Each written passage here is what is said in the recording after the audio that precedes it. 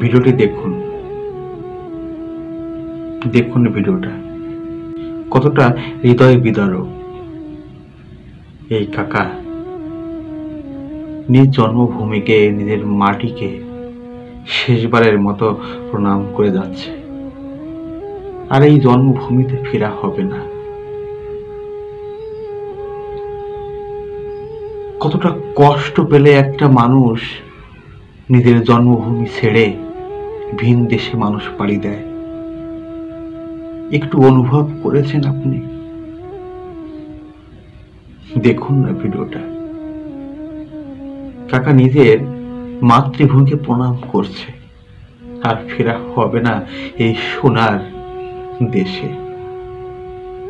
নিজের বাড়ি, নিজের পুকুর, নিজের জমি জমা সবকিছু ফেলে একটা ভিন দেশে মানুষ কেন পাড়ি দেয়? কখনো একটু অনুভব করেছে? খুব কষ্ট লাগে।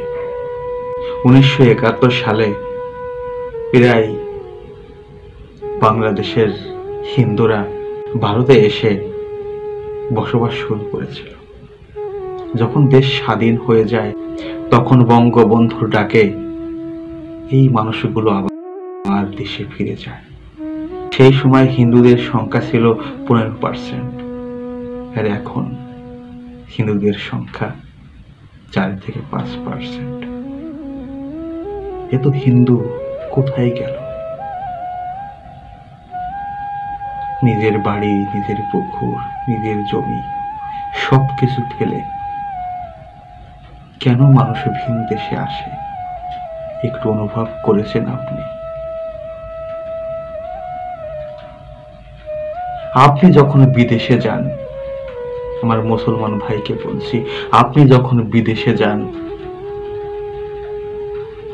5-6 বছরের জন্য, তখন আপনার মনে কেমন লাগে?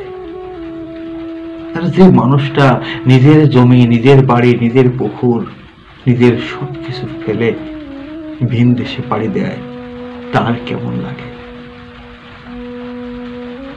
একটু কখনো চিন্তা করে দেখেছে? কাকা আমার প্রণাম করে যাচ্ছে নিজের মাটিকে, নিজের মাতৃভূমিকে। সকলকে বলবো, সকলে মিলেমিশে থাকুক। আমরা প্রত্যেকে মানুষ, আমাদের ভিন্ন ভিন্ন ধর্ম, কিন্তু আমাদের স্রষ্টা সেই এক পরমেশ্বর, আল্লাহ ঈশ্বর গড। তাকে আপনারা ভাগ করতে যাবেন না। আসুন আমরা মিলেমিশে থাকি, সকলের কষ্টকে ভাগাভাগি করি।